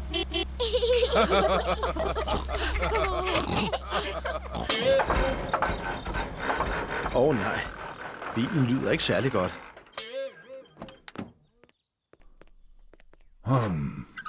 Hvad er der galt, far? Jeg ved det ikke. Lad os få den hen på bedstefar Hunds værksted. Han kan ordne den. Det var en god idé, mor Gris.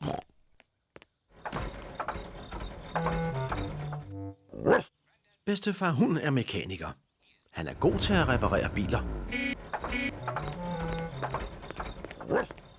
Du godeste far Gris. Jeres bil lyder ikke for godt. Tror du kan reparere den, bedstefar Hund? Ja, men det kommer til at tage hele dagen. Vi skulle ellers lige køre en tur i vores bil. Bare rolig. I kan låne den her nye bil, mens jeg ordner jeres. Tak, bedstefar Hund. Skal jeg slå taget ned? Ja, tak. Man trykker bare på den røde knap her. Sikken smart bil. Når I kommer tilbage, er jeres bil repareret. Tak, bedstefar Hund. Farvel. Farvel. Hej, hej. Farvel. Gurli og hendes familie kan godt lide den nye blå bil. Der er så mange knapper i den her bil. Hvad gør den grønne knap egentlig, far? Lad os se. Tryllevinduer. Far, kan du få tryllevinduet ned? Hvad gør den blå knap så? Aner det ikke. Lad os se.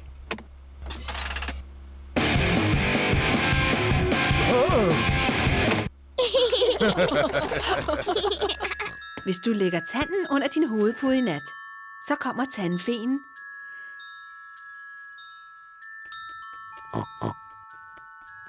Tandfeen tager din tand og lægger en skinnende mønt i stedet for. Når jeg bliver stor, så vil jeg være tandfe. Og hvad vil du så være, når du bliver stor, Gustav? Dinosaurus. En dinosaurus. Kom, Gustav. Det er sengetid. Vi skulle nødig gå glip af tandfeen. Gurli og Gustav børster tænder, inden de går i seng. Gurli, hvad er det, du laver? Jeg børster min tand, så den er pæn og ren til tandfeen. Gurli glæder sig til at komme i seng. Hun lægger tanden under puden til tandfeen.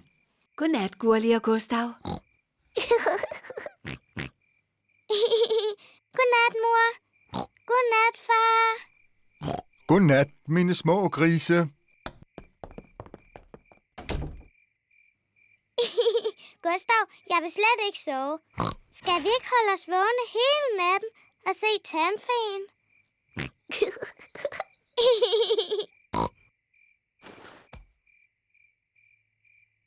Jeg tror, at tandfeen kommer for sent. Det var længe før tandfeen kommer. Hvor bliver tandfeen dog af? Hvad er det for en lyd? Er det tandfeen? Gustav, kan du også høre noget? Gustav. Nå, det er bare Gustav. Han er så træt, at han er faldet i søvn. Ved I hvad? Jeg tror, det er helt fint med 3 lys. Mor Grises fødselsdagskage er klar. Hurra! Vi skal bare lige have pyntet fint op inde i stuen. Hej, mor. Nå, så der er I. Jeg keder mig en lille smule. Mor, kunne du ikke tænke dig at gå en tur i haven? Har jeg noget valg? Nej. Hej, mor. Ha' det nu rigtig hyggeligt. Vi skal nok kalde på dig, når du må komme ind. Jeg havde helt glemt, hvor hårdt det er at have fødselsdag. Far Gris, Gurli og Gustav pynter op i stuen.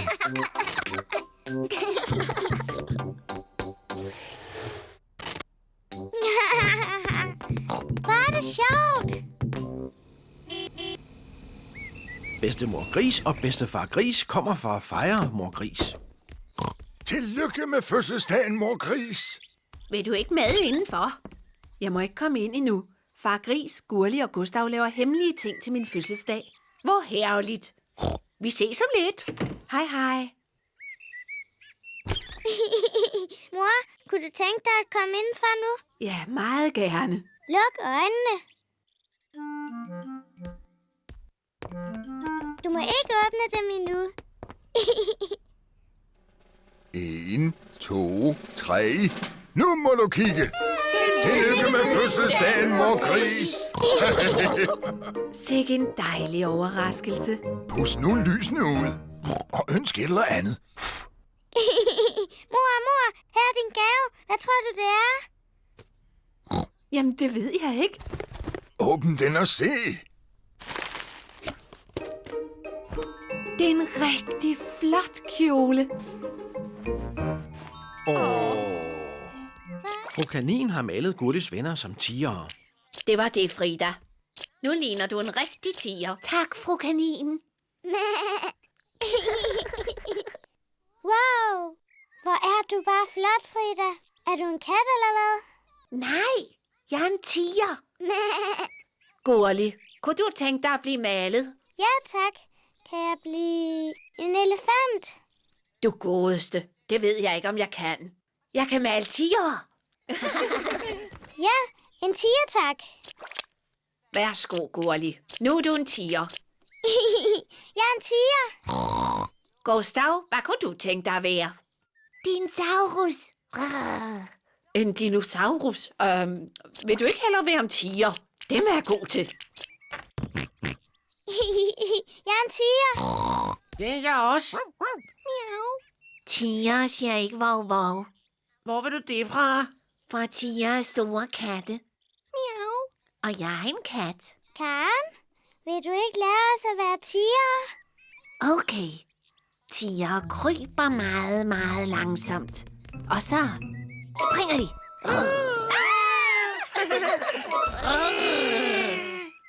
Tiger vasker sig ligesom katte gør. Men det allerbedste, når tiger er glade, så spænder de. Hej, unger. Du godeste. Sikke en flok tiger. Og jeg lærer dem, hvordan man er en rigtig tiger. Hvad har sådan en flok tiger lyst til at prøve? Dinosaurus. Nå ja, vi skal have en dinosaurusballon til Gustav. I kan alle sammen få en ballon.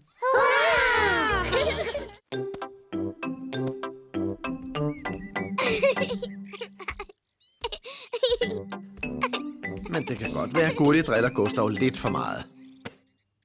Gurli, har du drillet Gustav? Egentlig ikke, mor. Jeg lærer ham bare at gribe bolden. Gør du?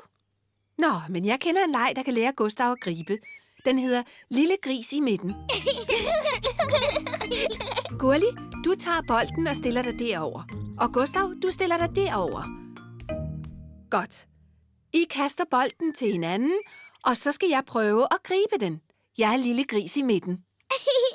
Mor er grisen i midten. Grib, Gustav.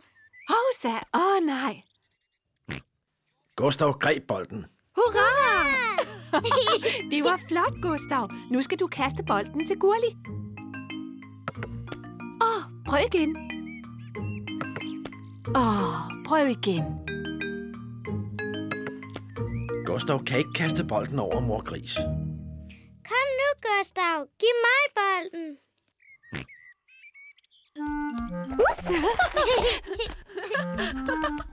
Fjollehoved. Det kan jeg da også gøre. Gurli vil gøre det samme som Gustav, men hun er for stor og sidder fast.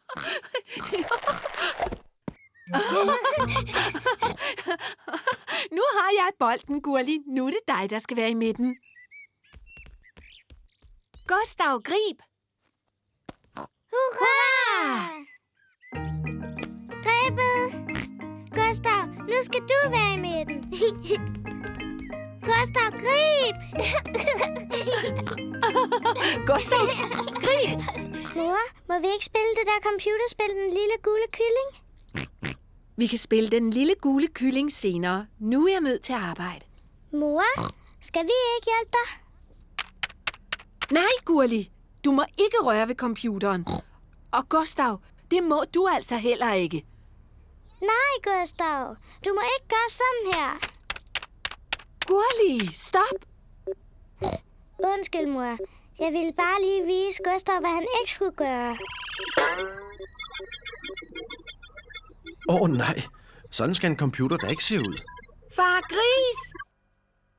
Far Gris! Hvad er der, mor Gris? Far Gris, kan du ordne computeren? Jeg laver mad, mens du ordner computeren. Okay, mor Gris. Men jeg er ikke så god til sådan noget. Tusind tak, Far Gris. Far Gris skal ordne computeren.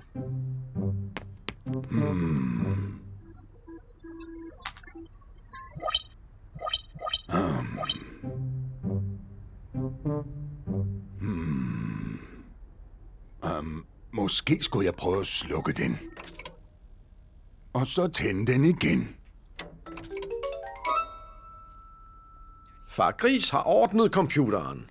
Hurra for far! Ja, jeg er faktisk lidt af en computerekspert. Far, må vi ikke spille det der computerspil, Den Lille Gule Kylling? I må hellere spørge mor Gris. Mor sagde, at vi måtte spille det senere. Jamen, så er det vel i orden. Men jeg ved ikke, hvor det er henne.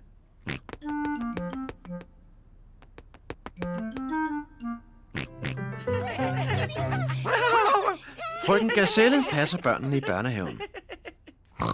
Hej. Det er min lillebror, Gustav.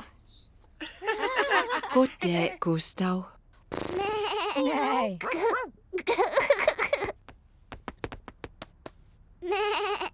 Jeg ville ønske, jeg havde en lillebror ligesom Gustav. Vil du? Hejsa, jeg hedder Herluf Hund. Er det en dinosaurus? Det er bare en legetøjsdinosaurus. Disaurus. Fantastisk. Disaurus. Dinosaurus. Meget uhyggeligt. Den er fantastisk. Gustav er min lillebror. Han er fantastisk. Gurli er stolt af sin lillebror Gustav. Skal vi ikke vise Gustav, hvordan vi maler? Gustav er ikke så god til at male. Jamen, så kan du måske hjælpe ham. Ja, jeg er ret dygtig. Jeg vil vise ham, hvordan man maler en blomst. Gustav, i dag vil jeg lære dig præcis, hvordan man maler en blomst. Først tegner du en stor cirkel. Nej, Gustav, det er den forkerte farve. Og så tegner du kronbladene. Gustav, det er den forkerte form. Så tegner du stilken af bladene. Perfekt!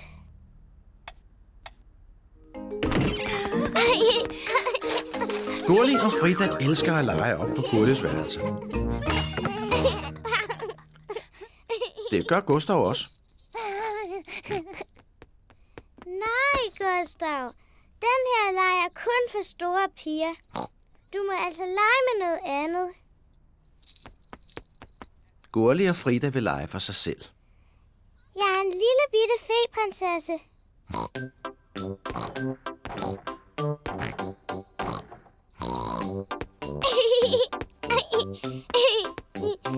Nu svinger jeg min tryllestav. Jeg forvandler dig til en frø. Gustav kan ikke lide at lege helt alene. Gustav vil også være med. Nej, Gustav. Nu leger jeg med Frida. Du må lege et andet sted. Gustav vil lege med Gurli. Han føler sig lidt ensom. Gustav, jeg har brug for hjælp. Jeg er ved at bage småkager. Jeg skal bruge en til at slikke skålen. Gustav elsker at hjælpe mor med at bage. Men han vil hellere lege med Gurli.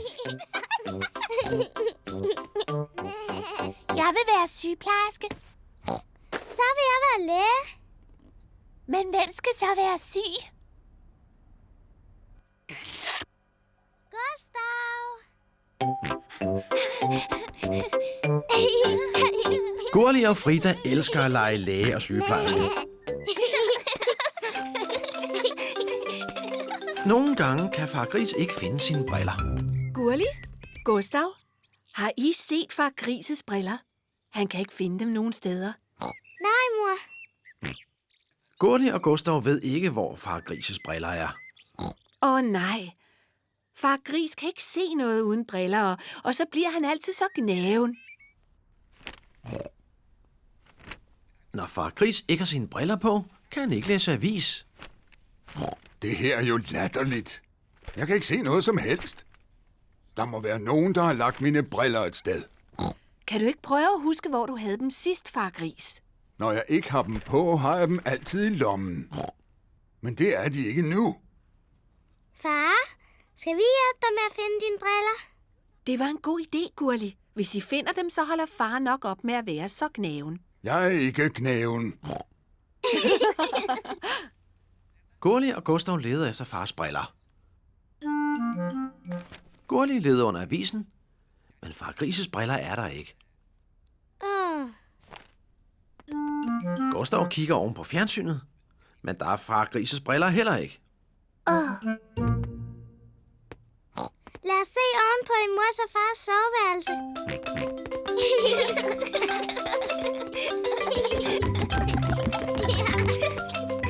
Gurli og Gustav kigger i mor Gris og far Grises soveværelse.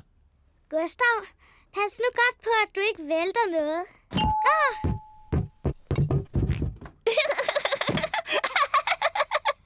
Det er ikke sjovt.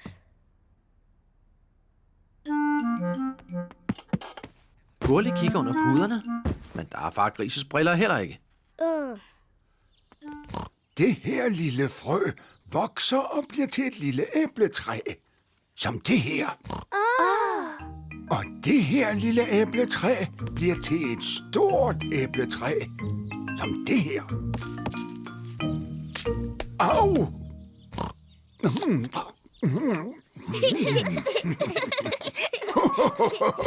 Og inde i det her æble er der flere frø. Så der kan komme flere æbletræer. Lige præcis. Bedstefar, jeg vil også så et frø. Kunne du tænke dig at så et jordbærfrø? Ja, tak. Det her frø vokser og bliver til en dejlig jordbærplante. Først laver du et lille hul. Og så putter jeg frøet derned og dækker det til med jord. Skal jeg vande det for dig? Nej. Jeg vil selv vande det. Godt. Nu skal vi bare vente på, at det gror. Gurli og Gustav venter på, at frøet skal gro. Der sker jo ikke noget som helst. Du er nødt til at være tålmodig, Gurli. Det tager lang tid om at gro. Gurli, Gustav, vi skal hjem nu. Men vi venter på, at min jordbærplante skal gro. Jeg vil så gerne have et jordbær. Bare rolig, Gurli. Næste gang I kommer, er frøet blevet til en plante. Og så kan vi få jordbær. Ja, Kom nu, Gurli. Hej, bedstefar. Hej, jordbær.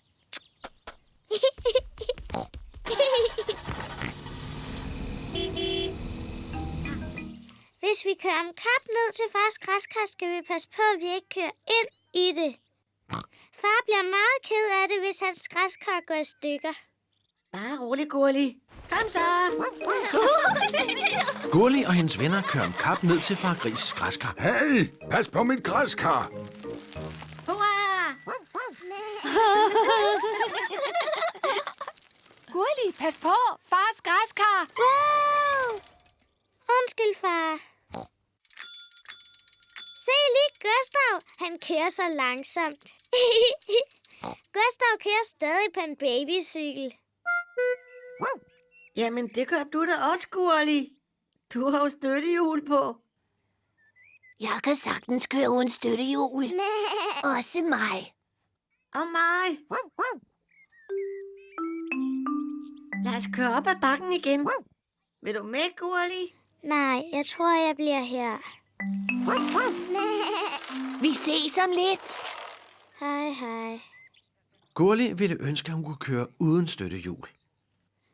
Far, jeg vil ikke have støttehjul på længere. Tror du, du kan klare dig uden dem? Ja! Så siger vi det, Gurli. Vi tager dem af. Far Gris tager støttehjulene af Gurlis cykel. Er du nu helt sikker på, at du kan køre uden støttehjul? Ja! Men du har jo aldrig prøvet det før. Jamen, jeg kan godt. Jeg kan. Åh! Det er ikke spor sjovt. Det er faktisk ikke så nemt at køre uden støttehjul. Vil du have hjælp, Gurli? Ja, far. Meget gerne.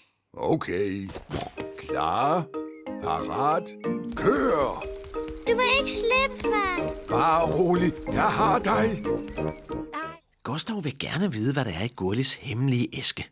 Hvis du har lyst, kan du jo prøve at gætte. Dinosaurus. Gustav tror, at Gurli har lagt en dinosaurus ned i æsken. Gustav, du siger jo altid dinosaurus. Altid. Nå, men der kan jo slet ikke være en dinosaurus nede i den her lille æske. Gustav kan ikke gætte, hvad der er i Gurlis hemmelige æske. Far Gris er ved at støve af. Far, se min hemmelige æske. Den har mor lavet til mig. Den er sørme flot, Gurli. Hvad er der i den? Det er en hemmelighed. Gustav prøvede at gætte, men det var helt forkert. Må jeg også prøve at gætte? Ja, Har du lagt mine briller derned? nej. Altså far, dem har du jo på. Det har jeg jo også. Skøre far, du må godt prøve igen. Okay. Har du lagt mors sko derned? Nej, og nu har du ikke flere gæt tilbage.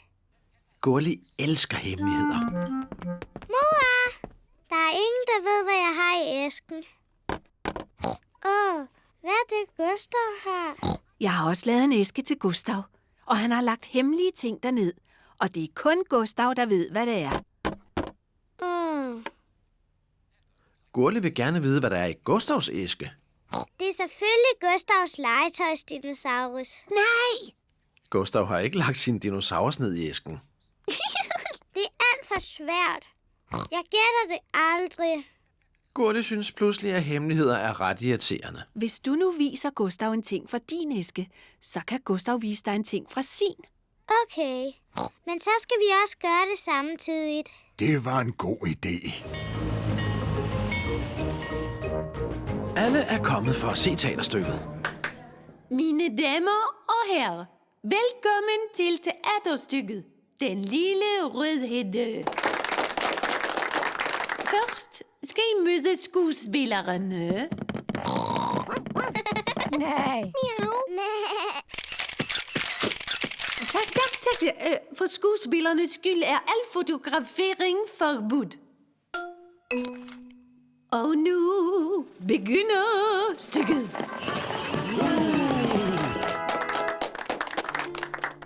Bedstemor er hjemme. Men hvem kommer nu på besøg? Jeg er den store stykke ulv. Godt gået, Herluf! Nej, Herluf har glemt, hvad han skal sige. Bedstemor, du skal gå ind i skabet. Gå ind i skabet. Et stort stykke ulve lader, som om den er bedstemor. Jeg er den lille rødhætte. Jeg skal besøge min bedstemor. Bravo, Gurli. Far altså, du må ikke tage billeder. Ups. Undskyld, Gurli. Bare fortsæt. Jeg skal besøge min bedstemor. Du ligner da ikke min bedstemor. Hvorfor har du sådan nogle store øjne? Hvorfor har du sådan nogle store tænder? Du er da ikke min bedstemor. Du er den store stykke ulv. Hjælp! Hjælp! Hej, jeg hedder Gurli Gris. Igen. Okay. Cirkelo Rødhæk. Hej, jeg hedder Gurli Gris. Igen. Cirkelo Rødhæk. Hej, jeg hedder Gurli Gris. Igen. Måske skulle vi filme noget andet. Jeg har det. Far Gris går udenfor, og så laver vi en film, vi kan vise ham. Denne vej. Far Gris skal vente ude i køkkenet, mens mor Gris, Gurli og Gustav laver en hemmelig film. Ikke kigge, Far Gris. Vi skal alle sammen gøre noget. Gustav, vil du være den første?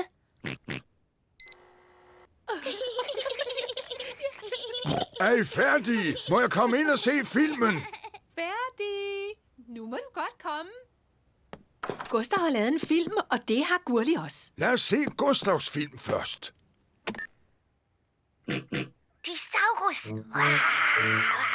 Gustav skal forestille at være en dinosaurus. Det er en meget farlig dinosaurus. Nej, Gustav bliver Du bange. skal ikke være bange, Gustav. Det er ikke en rigtig dinosaurus i fjernsynet. Det er dig selv. Dinosaurus. Nå, lad os se Gurlis film. Hvem skal det forestille at være? Jeg hedder Far Gris. Aha. Min mave er meget stor, fordi jeg spiser masse småkager. Min mave er ikke stor. Jubi! Her er Gurlis venner. Karen Kat, Frida Får, Herluf Hund, Karla Kanin og Pedro Pony. Hej alle sammen. Tillykke med fødselsdag, Gurli. Nej. Kom så, børn. Nu begynder festen. Far Gris skal optræde som tryllekunstner. Gurli, husk nu, hvad du skal sige. Mine damer og herrer, nu kommer den mageløse mysterioso. Okay, far. Mine damer og herrer, det er den magiske farmand. Hurra! Som mit første nummer, Abracadabra.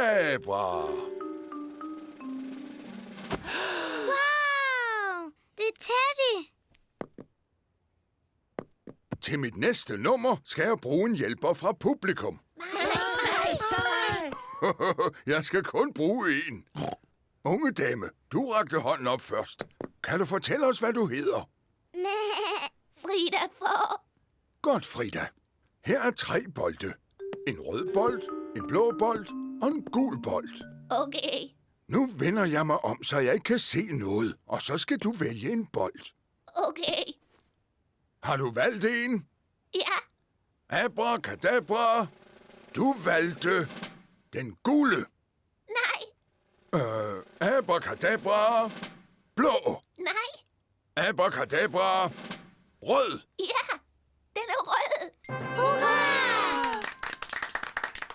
Skøre tryllefar. Du sagde jo alle 3 farver. Shh, Gurli, de andre må ikke vide det. Her er tomaterne, mor. Det var godt, Gurli. 1, 2, 3, 4. Godt. Læg dem op i vognen. Jeg fandt tomaterne. Det var flot, Gurli. Tomater. Så kan vi strege dem på sedlen. Hvad skal vi så have fundet? Spaghetti. Spaghetti. Det er rigtigt, Gustav, men det hedder spaghetti. Spaghetti. Spaghetti er noget af det bedste, Gurli og Gustav ved.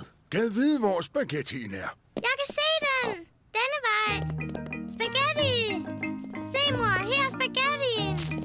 Det var godt, Gurli. Bare læg spaghettien op i vognen. Ja, mor. Spaghetti. Gustav, det hedder spaghetti. Spaghetti. Hvad har vi så på listen, Gurli? Kiks. Der står altså ikke kiks på listen. Vi har masser af kiks derhjemme, Gurli. Prøv at gætte igen. Jeg kan simpelthen ikke huske det. Kan du huske det, Gustav? Dinosaurus. Dinosaurus? Gustav, der er ingen dinosauruser i supermarkedet. Nej, Gustav. Det næste, der står på listen, er løg. Løg. Nu kan jeg huske det. Her er det. Det var godt. 1, 2, 3, 4. 4 løg. Det var godt. Nu har vi næsten alt det, der står på listen. Vi mangler lige en sidste ting. Bedstefar, det var sjovere, da vi sejlede hurtigt. Bare rolig, Gurli. Vi sejler hurtigt igen senere. Se, der er en anden båd. Det er bedstefar hund. Han er ude at sejle med Herluf hund. Ohøj, bedstefar hund. Ohøj, bedstefar gris. Hej, Herluf. Hej, Gurli. Bedstefar hund er bedstefar grises allerbedste ven. Det er utroligt, at din båd holder sig flydende, bedstefar hund. Den er jo næsten lige så gammel som dig. Den her gamle båd kan sejle fra din rustne blikspand til hver en tid, bedstefar gris. Ja, din gamle havhund. Vi får se. Du får baghjul, vandgris. I to opfører jer som små drenge. Bedstefar hunden kaldte mig for en vandgris. Du kaldte ham en havhund først, bedstefar. Det er dig, der skal sige undskyld. Kun hvis han siger undskyld først. Bedstefar, sig undskyld til bedstefar Gris. Han er din bedste ven. Nej, han er en vandgris, og min båd er hurtigere end hans. Udmærket havhund. Lad os sejle om kap hen til broen. Vi tæller til 3. 1, 2. Nu! Du startede for hurtigt. Fang mig, hvis du kan, vandgris. Havhund! Kan du virkelig ikke sejle hurtigere? Du kan ikke fange mig. Jeg vandt. Nej, bedstefar grises båd er løbet tør for benzin.